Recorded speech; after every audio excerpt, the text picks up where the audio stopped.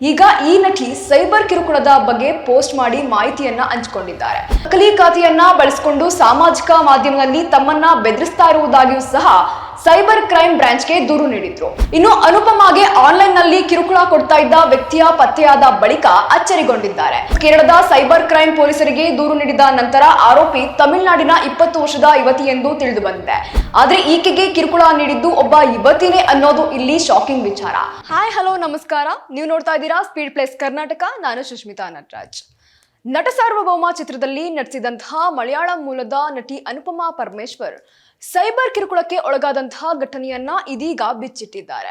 ಅನುಪಮಾ ಕನ್ನಡದಲ್ಲಿ ಮೊದಲ ಬಾರಿಗೆ ಅಪ್ಪು ಅವರ ನಟನೆಯ ನಟ ಸಾರ್ವಭೌಮ ಸಿನಿಮಾದಲ್ಲಿ ಹೀರೋಯಿನ್ ಪಾತ್ರದಲ್ಲಿ ಮಿಂಚಿ ಕನ್ನಡಿಗರ ಮನ ಗೆದ್ದಿದ್ರು.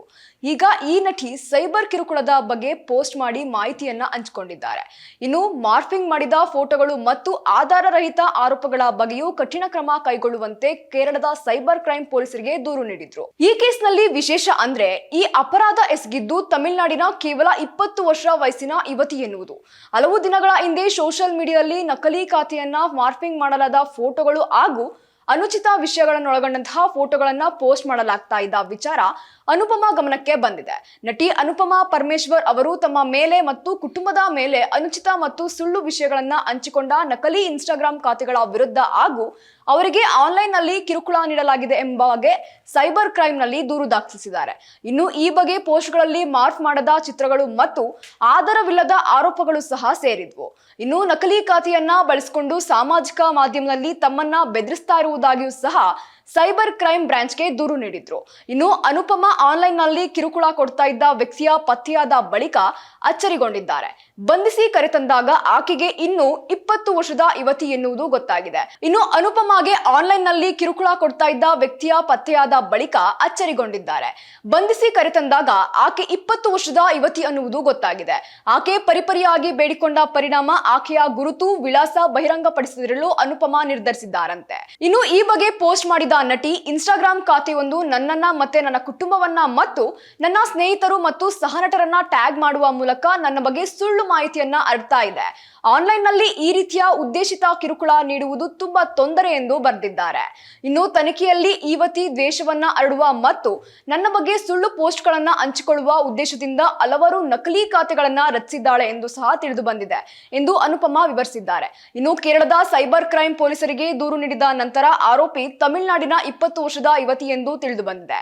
ನಟಿ ಆಕೆ ಇನ್ನು ಚಿಕ್ಕವಳು ಎಂದು ಪರಿಗಣಿಸಿ ಆಕೆಯ ಗುರುತನ್ನ ಬಹಿರಂಗಪಡಿಸದಿರಲು ನಾನು ನಿರ್ಧರಿಸಿದ್ದೇನೆ. ಯಾಕಂದ್ರೆ ಆಕೆಯ ಭವಿಷ್ಯ ಅಥವಾ ವಯಸ್ಸಿನ ಶಾಂತಿಗೆ ಧಕ್ಕೆ ತರಲು ನಾನು ಬಯಸೋದಿಲ್ಲ ಎಂದು ಅನುಪಮಾ ಹೇಳ್ಕೊಂಡಿದ್ದಾರೆ. ಒಂದು ವಿಷಯವನ್ನ ಸ್ಪಷ್ಟಪಡಿಸಲು ನಾನು ಈ ಘಟನೆಯನ್ನ ಹಂಚಿಕೊಳ್ತಾ ಇದ್ದೆ. ಇನ್ನು ಸ್ಮಾರ್ಟ್ ಫೋನ್ ಹೊಂದಿರುವುದು ಅಥವಾ ಸಾಮಾಜಿಕ ಮಾಧ್ಯಮ ವೇದಿಕೆಯನ್ನ ಪ್ರವೇಶಿಸುವುದು ಯಾರಿಗೂ ಇತರರ ವಿರುದ್ಧ ಕಿರುಕುಳ ನೀಡುವ, ಮಾನಹಾನಿ ಮಾಡುವ ಅಥವಾ ದ್ವೇಷವನ್ನ ಹರಡುವ ಹಕ್ಕನ್ನ ನೀಡೋದಿಲ್ಲ. ಪ್ರತಿಯೊಂದು ಆನ್ಲೈನ್ ಕ್ರಿಯೆಗೂ ಒಂದು ಗುರಿ ಇರುತ್ತದೆ ಮತ್ತು ಅದಕ್ಕೆ ಹೊಣೆಗಾರಿಕೆ ಇರುತ್ತದೆ ಎಂದು ಬರೆದುಕೊಂಡಿದ್ದಾರೆ. ಇನ್ನು ಅನುಪಮಾ ಪರಮೇಶ್ವರನ್ ದಕ್ಷಿಣ ಭಾರತದ ಚಲನಚಿತ್ರಗಳಲ್ಲಿ ಪ್ರಸಿದ್ಧ ಹೆಸರು ಮಾಡಿದ್ದು, ಇವರು ಮಲಯಾಳಂ, ಕನ್ನಡ ಮತ್ತು ತಮಿಳು ಚಿತ್ರಗಳಲ್ಲಿ ಕೆಲಸ ಮಾಡ್ತಾ ಇದ್ದಾರೆ. ದಕ್ಷಿಣ ಭಾರತದ ಚಲನಚಿತ್ರೋದ್ಯಮದ ಉನ್ನತ ನಟಿಯರಲ್ಲಿ ಇವರು ಸಹ ಒಬ್ಬರಾಗಿದ್ದಾರೆ. ಆದ್ರೆ ಇವರು ಕೂಡ ಸೈಬರ್ ಕಿರುಕುಳಕ್ಕೆ ಬೇಸತ್ತು ಹೋಗಿದ್ದು, ಇಂತಹ ಘಟನೆಗಳನ್ನ ಸೀರಿಯಸ್ ಆಗಿ ಪರಿಗಣಿಸಿ ಕ್ರಮ ಕೈಗೊಳ್ಳಬೇಕು ಎಂದು ತಿಳಿಸ್ತಾ ಇದ್ದಾರೆ. ಆದ್ರೆ ಈಕೆಗೆ ಕಿರುಕುಳ ನೀಡಿದ್ದು ಒಬ್ಬ ಯುವತಿನೇ ಅನ್ನೋದು ಇಲ್ಲಿ ಶಾಕಿಂಗ್ ವಿಚಾರ. ಅದರಲ್ಲೂ ಆಕೆಯ ವಯಸ್ಸು ಇನ್ನು 20 ವರ್ಷ. ಆದ್ರಿಂದ ಆಕೆಯ ಮಾಹಿತಿಯನ್ನ ನಟಿ ಹಾಗೂ ಪೊಲೀಸರು ಬಯಲು ಮಾಡದೆ ಅದನ್ನ ಸೀಕ್ರೆಟ್ ಆಗಿ ಇಟ್ಟಿದ್ದಾರೆ. ಇದಾಗಿತ್ತು ಈ ಕ್ಷಣದ ಸುದ್ದಿ. ಮತ್ತಷ್ಟು ಸುದ್ದಿಗಾಗಿ ನೋಡ್ತಾ ಇರಿ ಸ್ಪೀಡ್ ಪ್ಲೇಸ್ ಕರ್ನಾಟಕ. ನಿಮ್ಮಿಂದ ನಿಮ್ಗಾಗಿ, ನಿಮ್ಗೋಸ್ಕರ.